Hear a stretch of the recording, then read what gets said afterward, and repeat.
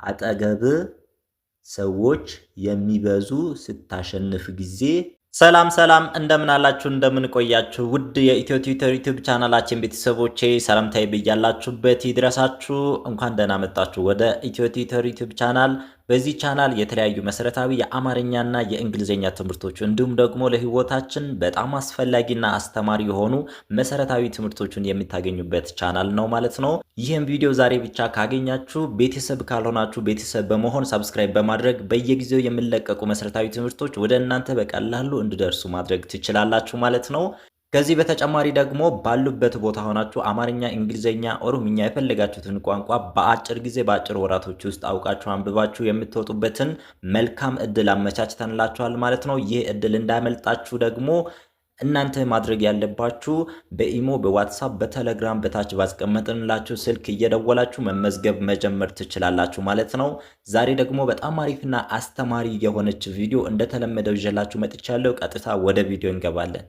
እንግዲህ ውድ ቤተሰቦቻችን እዚህ ጋር እንደምትመለከቱት ወደ 8 የሚሆኑ አጫጭር ሐሳቦችን ይዤላችሁ መጥቻለሁ ማለት ነው። ቤተሰቦቻችን እነኚህ ሐሳቦች እያንዳንዱ በጣም አሪፍና አስተማሪ የሆነ መልእክት የያዙ ሐሳቦች ናቸው ማለት ነው። ስለዚህ እያንዳንዱን እየጻፈን እያነበብን የምንመለከት ነው የሚሆነው ማለት ነው። ከእናንተ የሚጠበቀው ደብተርና እስክሪብቶ አዘጋጅታችሁ እያንዳንዷን እየጻፋችሁ መሞከር አለባችሁ ማለት ነው። እንደገና ደግሞ ሐሳቡም ምን ማለት እንደተፈለገ አብረን እየተወያየን እንሄዳለን ማለት ነው። ከመጀመሪያ ይተውን ነው የምንጀምራት። የመጀመሪያዋ እችን ትመስላለች። ምን ትላለች? ራሱን መግዛት መቻል የስኬታማ ህይወት መጀመሪያ እርምጃ ነው። አያችሁ፣ ራሱን መግዛት መቻል የስኬታማ ህይወት መጀመሪያ እርምጃ ነው ይላል። አያችሁ፣ ይሄኛውን አሁን ማንም ብጠይቃችሁ እናንተ ልትሰሙት የማትችሉት አይነት ሐሳብ ነው፣ ግን በጣም አሪፍና አስፈላጊ የሆነ ነገር ነው ማለት ነው ቤተሰቦቻችን። ለምን ራስን መግዛት ማለት ወይም ዲሲፕሊን ያለው ሰው መሆን ማለት በጣም ትልቅ ነገር ነው ማለት ነው። በየትኛውም አቅጣጫ በየትኛውም ስራ ዘርፍ ላይ ልትሆኑ ትችላላችሁ፣ በየትኛውም ቦታ ላይ ልትሆኑ ትችላላችሁ። በጣም ዲሲፕሊን ከሆናችሁ ወይም ራሳችሁን የምትገዙ በራሳችሁ የምትተማመኑ ከሆናችሁ ለምትሰሩት ስራ እንደገና ደግሞ ለስኬታችሁም የመጀመሪያው እርምጃ ወስዳችኋል ማለት ነው ቤተሰቦቻችን። ራሱን መግዛት ወይም ራስን መግዛት መቻል የስኬታማ ህይወት የመጀመሪያ እርምጃ የምትሏትን ሐሳብ መጀመሪያ ላይ አምጥቼላችኋለሁ ማለት ነው ቤተሰቦቻችን። ስለዚህ በጣም አስተማሪና ቁም ነገር አዘል የሆነች ሐሳብ ናት ማለት ነው ቤተሰቦቻችን። ምን ለማለት እንደተፈለገ እናንተ ደጋግማችሁ እያያችሁ እያነበባችሁ እየሞከራችሁ ሐሳቡን ማግኘት ትችላላችሁ ማለት ነው ቤተሰቦች። በጣም አሪፍ። አሁን ወደ ሁለተኛው እንሄዳለን። ስለዚህ እያንዳንዱን እያነበብን ሐሳቦቹን ላይ እየተወያየንበት እንሄዳለን ማለት ነው ቤተሰቦች። በጣም አሪፍ። ሁለተኛይቱ ሐሳብ ደግሞ እችን ትመስላለች። የዛሬ ሐሳቦች አጠር ያሉት ናቸው፣ ግን በጣም የዛሬው ሐሳቦች በጣም አጠር ያሉ ሐሳቦች ናቸው፣ ግን በጣም ትልቅ ቁም ነገር የያዙ ሐሳቦች ናቸው ማለት ነው። እያንዳንዷን በደንብ አድርጋችሁ ቀለል አድርጋችሁ ማንበብ እንድትችሉ በመለው ነው አጠር አድርጌ ያመጣውላችሁ። ከዚህ በፊት በጣም ረዘም ያሉ ሐሳቦችን አንብበናል። ዛሬ ደግሞ አብዛኛው ተማሪ ትንሽ የሚቸገር ተማሪም ስላለ አጠር ያሉ ሐሳቦችን በቀላሉ አንብባችሁ ሐሳባቸውን እንድታገኙ ብዬ ነው ያመጣውላችሁ ማለት ነው። ሁለተኛይቷ ምን ትላለች? ለራሳችን ክብር ከፈለግን ሌሎችን ማክበር ይኖርብናል።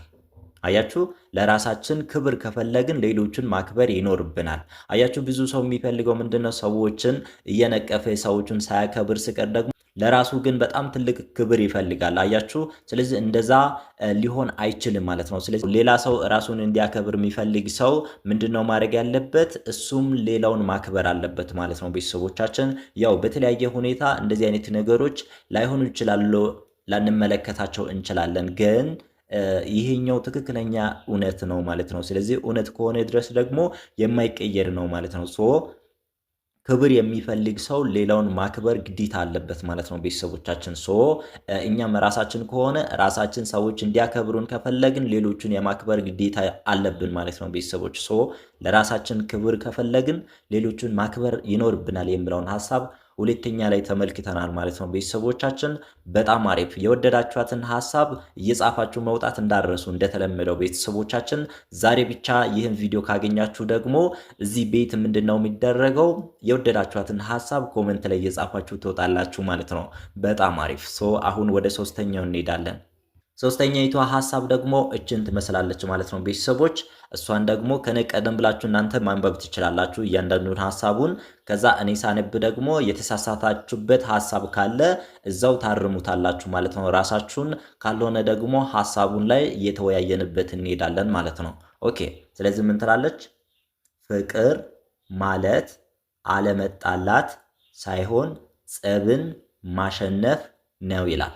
አያችሁ፣ ፍቅር ማለት አለመጣላት ሳይሆን ጸብን ማሸነፍ ነው ይላል። ይህ ማለት ምን ማለት ነው ቤተሰቦቻችን? ፍቅር ሲባል መጣላት ምናምን ጸብ ምናምን የሌለበት ነው አይደለም የሚመስለው፣ ግን ትክክለኛው እውነት እንደዛ አይደለም። በየትኛውም ቦታ ላይ ፍቅር እስካለበት ድረስ አለመግባባቶች፣ መጣላቶች፣ እንደገና ደግሞ ጸቦች ምናምን ሊፈጠሩ ይችላሉና ፍቅር ትክክለኛው ትርጉሙ ደግሞ እነኚህ ነገሮችን አሸንፈን እንዴት መቀጠል ይቻላል የሚለው ነው ማለት ነው ቤተሰቦቻችን። ፍቅር ማለት አለመጣላት ሳይሆን ጸብን ወይም የሚፈጠሩ ነገሮችን አሸንፈን መሄድ ማለት ነው ቤተሰቦች። ስለዚህ ሶስተኛይቱ ሐሳብ የያዘችው ይህን ሐሳብ ነው ማለት ነው ቤተሰቦቻችን። ደግሜ ሳነብላችሁ ምን ትላለች? ፍቅር ማለት አለመጣላት ሳይሆን ጸብን ማሸነፍ ነው። ፍቅር ማለት አለመጣላት ሳይሆን ጸብን ማሸነፍ ነው ይላል። አያችሁ፣ ብዙ ጊዜ በሪሌሽንሺፕ እንደገና ደግሞ በተለያዩ አንድ ላይ በሚኖሩ ሰዎች መካከል ይፈጠራሉ አንዳንድ ነገሮችና እነዛ ነገሮች ሲፈጠሩ ወደ መጨረሻው ደርሰናል ብላችሁ ማሰብ የለባችሁ ማለት ነው። እነኚህ የፍቅራችሁ አካል ናቸው ወይም የሪሌሽንሺፓችሁ አካል ናቸው ማለት ነው ቤተሰቦች። በጣም አሪፍ። ሶስተኛይቱ ሐሳብ እችን ትመስላለች። እንደወደዳችኋት እርግጠኛ ነኝ ማለት ነው። ከወደዳችኋት ደግሞ ኮሜንት ላይ እየጻፋችሁ ትወጣላችሁ። አሁን ቀጥታ ወደ አራተኛው እንሄዳለን። አራተኛይቷ ሐሳብ ደግሞ እችን ትመስላለች። እችን ሐሳብ ነው የምንመለከታት።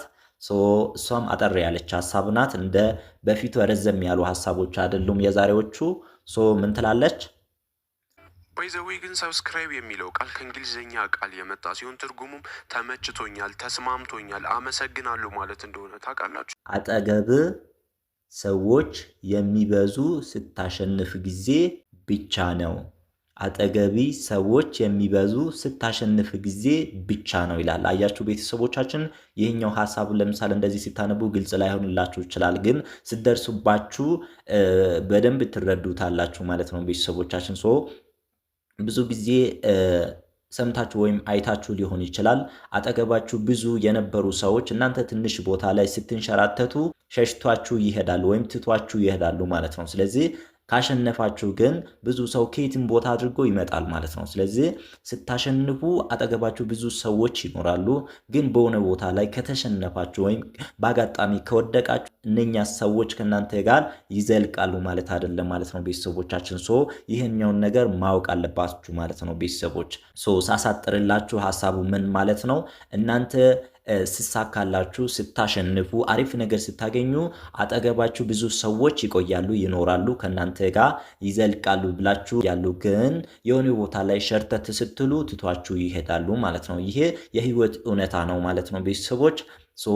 አጠገቢ ሰዎች የሚበዙ ስታሸንፍ ብቻ ነው የሚለውን ሐሳብ አራተኛ ላይ ተመልክተናል ማለት ነው። ውድ ቤተሰቦች በጣም አሪፍ ብዙ ነገር እየተማራችሁበት እንደሆነ እርግጠኛ ነኝ ማለት ነው። ስለዚህ ከወደዳችኋቸው ቪዲዮውን ላይክ በማድረግ ኮመንት በመጻፍ የእናንተን ሐሳብ ታሳውቁናላችሁ ማለት ነው ቤተሰቦች። በጣም አሪፍ። ኦኬ፣ አሁን ደግሞ ወደ አምስተኛው ደርሰናል። አምስተኛይቷ ሐሳብ እችን ትመስላለች ማለት ነው። ከኔ ቀደም ብላችሁ ካነበባችሁ አንብባችሁታል። ካላነበባችሁ ከኔ ቀደም ብላችሁ አንብቡ። አሁን ደግሞ አብረን የምናነብ ነው የሚሆነው ማለት ነው። ምን ትላለች? ማንም ሰው ፍጹም እና ትክክለኛ ሊሆን አይችልም። አያችሁ፣ ማንም ሰው ፍጹምና ትክክለኛ ሊሆን አይችልም ይላል። አያችሁ፣ ይህ ሐሳብ ለምሳሌ እንደዚህ እንደ ሐሳብ ደረጃ ስንመለከተው በጣም ፍጹም የሆነ ሰው ትክክል የሆነ ሰው ሊኖር ይችላል ብላችሁ ልታስቡ ትችላላችሁ። ግን እነዛ ሰዎችም 100% ፍጹምና ትክክል ሊሆኑ አይችሉም ማለት ነው። ለምን? ስጋ ስለለበሱ። ማንም ስጋ የለበሰ ሰው ደግሞ የራሱ የሆነ ድክመት አለበት፣ የራሱ የሆነ ስጋዊ ማንነት አለበት ማለት ነው። ስለዚህ ፍጹምና ትክክለኛ ሊሆን አይችልም ማለት ነው። ፍጹምና ትክክለኛ ፈጣሪ እግዚአብሔር ብቻ ነው ማለት ነው። ማንም ሰው ፍጹም ወይም ትክክለኛ ሊሆን አይችልም ማለት ነው። ማንም ሰው ደግሞ 100% ትክክል ሊሆን እንደማይችል ከተረዳን ቀለል አድርገን ነገሮችን ማድረግ እንችላለን ማለት ነው ቤተሰቦች። አምስተኛይቱ ሐሳብ ማንም ሰው ፍጹምና ትክክለኛ ሊሆን አይችልም የምትሏትን ሐሳብ በዚህ መልክ አንብበናታል ማለት ነው ቤተሰቦቻችን። እስከ 5 ያሉትን እንዴት አያችኋቸው? ኮሜንት ላይ አሳውቁን። አሁን ደግሞ ወደ 6ኛይቱ እንሄዳለን። 6ኛይቱ ሐሳብ ደግሞ እችን ትመስላለች ቤተሰቦች። እቺ ያከበብኳት ሐሳብ 6ኛይቱ ናት።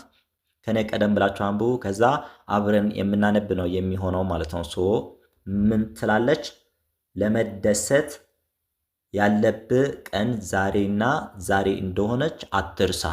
አያችሁ፣ ለመደሰት ያለብህ ቀን ዛሬና ዛሬ እንደሆነች አትርሳ የምትል ሐሳብ ናት ማለት ነው ቤተሰቦቻችን። ስለዚህ እኛ ሰዎች እስከሆንን ድረስ ብዙ ጊዜ የምንጨነቅባቸው ነገሮች ነገ ምን ይመጣል፣ ነገ ምን ይሆናል፣ ነገ ምን እናደርጋለን የሚሉ አይነት ነገሮች ናቸው ማለት ነው ቤተሰቦቻችን። እነዛ ነገሮች ያው ሰው የመሆናችን ምልክት ናቸው። ትክክል ናችሁ። ሁሉም ሰው እንደዛ ነው የሚያስበው። ግን ዋናው ነገር ደግሞ ማወቅ ያለባችሁ አንድ እውነታ ምንድን ነው? መደሰት ያለባችሁ ደስ ልትሰኙ የሚገባው ዛሬ ብቻ ነው ማለት ነው። በእጃችን ያለች ቀን ዛሬ ብቻ ናት ማለት ነው። በዛሬው የሆነ ነገር ስናደርግ ደስ እያልን ማድረግ አለብን። እንደገና ደግሞ መደሰት ካለብን ማለት ፈጣሪ ከማይወዳቸው ነገሮች ውጭ የምናገኛቸው ደስታዎችን መደሰት አለብን።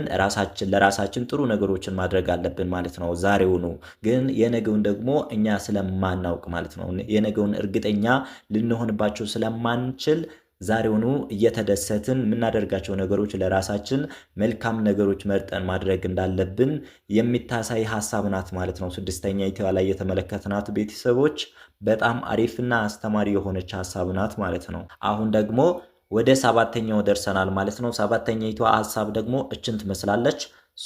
ምን ትላለች? አንዳንድ ጊዜ ከገንዘብ በላይ ሰው አስፈላጊ ነው። አያችሁ፣ አንዳንድ ጊዜ ከገንዘብ በላይ ሰው አስፈላጊ ነው። ይህኛው አሁን ለምሳሌ በጣም ትክክል የሆነ እውነታ ነው ማለት ነው ቤተሰቦቻችን። ብዙ ጊዜ ሰዎች የሚያስቡት ነገር ምንድን ነው?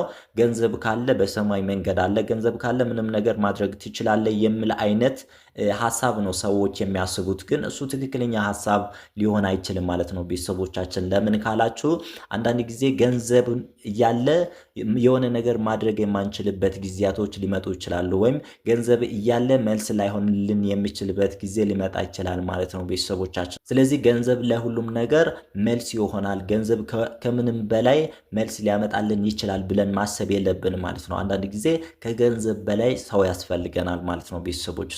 ይህኛውን ሐሳብ ለማሳየት ነው 7ኛይቱን ሐሳብ ያመጣውላችሁ። በጣም አሪፍ። አንድ ላይ ሳነባት ምን ትላለች? አንዳንድ ጊዜ ከገንዘብ በላይ ሰው አስፈላጊ ይሆናል የሚል ሐሳብ ነው 7ኛ ላይ ተመለከትናት ቤተሰቦች። አሁን ደግሞ ወደ መጨረሻውና ወደ ማጠቃለያው ሐሳብ ደርሰናል ማለት ነው። 8ኛይቱ ሐሳብ እችን ትመስላለች። በጣም አሪፍ። ምን ትላለች? ማንኛውም መልካም ነገር በጊዜው ካልሆነ ዋጋ የለውም። አያችሁ፣ ማንኛውም መልካም ነገር በጊዜው ካልሆነ ዋጋ የለውም። ይህኛው ሐሳብ ለምሳሌ ላይመስል ይችላል ለብዙ ሰው፣ ግን ትክክለኛ ሐሳብ ነው ማለት ነው ቤተሰቦቻችን። መልካም ነገር በየትኛውም ጊዜ መልካም ሆኖ ሳለ ግን መልካም ነገር በሚያስፈልገን ጊዜ ሲሆን ደግሞ በጣም የተሻለ ነው የሚሆነው ማለት ነው ቤተሰቦች። ያ ማለት ምን ማለት ነው? አሁን ለምሳሌ እናንተ ለሆነ ሰው በጣም በተጨነቀበት ጊዜ የሆነ ነገር ካልሰጣችሁ የሆነ ነገር ከሆነ በኋላ መጨረሻ ላይ አምጥታችሁ ብትሰጡ ምንም ላያደርግለት ይችላል ማለት ነው። ያው መልካም እስከሆነ ድረስ ሊጠቅመው ይችላል፣ ግን ዋናው ነገር እሱ በሚፈልግበት ሰዓት ላይ አላገኘም ማለት ነው ያ ነገር። ስለዚህ ማንኛውም መልካም የምንላቸው ነገሮች በጊዜው ካልሆነ ዋጋቸው ያን ያክል አይደለም ማለት ነው ቤተሰቦቻችን። ያው መልካም እስከሆኑ ድረስ ደግሞ ዋጋ የላቸውም ማለት ሳይሆን ዋጋቸው በጣም እጅግ አስፈላጊ የሚሆነው በሚያስፈልጉበት ጊዜ ስናደርግ ነው ማለት ነው ቤተሰቦቻችን። በጣም አሪፍ ቤተሰቦቻችን፣ ወደ 8 የሚሆኑ ለህይወታችን በጣም ጠቃሚና መሪ የሚሰጡ ሐሳቦችን ተመልክተናል ማለት ነው። ቤተሰቦቻችን እንደተለመደው የወደዳችኋትን ሐሳብ ኮሜንት ላይ የዛሬዎቹ አጫጭር ስለሆኑ በቀላሉ እየጻፋችሁ ትወጣላችሁ ማለት ነው። ከዚህ በተጨማሪ ደግሞ ከኛ ጋር መማር የምትፈልጉት አማርኛ፣ እንግሊዝኛ በቀላሉ በአጭር ወራቶች ውስጥ በአጭር ጊዜያቶች ውስጥ አንብባችሁ አውቃችሁ ተምራችሁ መውጣት የምትፈልጉ ተማሪዎች ከእናንተ የሚጠበቀው መደወል ብቻ ነው። ስልክ ቁጥራችን በታች በኩል አስቀምጠንላችኋል። እኛ ጋር ብዙ ተማሪዎች እየተማሩ ይገኛሉ። ከነሱ ጋር ተቀላቅላችሁ በግሩፕ መማር ትችላላችሁ። ግላችሁም ማጥናት የምትችሉበትን እድል አመቻችተንላችኋል። ስለዚህ እየደወላችሁ መጀመር ትችላላችሁ ማለት ነው። ጥያቄም ካላችሁ በኮሜንት ማስቀመጥ፣ ደውላችሁ መጠየቅ ትችላላችሁ ማለት ነው። በሌላ ቀን እንዲሁ በአስተማሪው ቪዲዮ እስክንመለስ ድረስ ሰናይ ጊዜ። አመሰግናለሁ።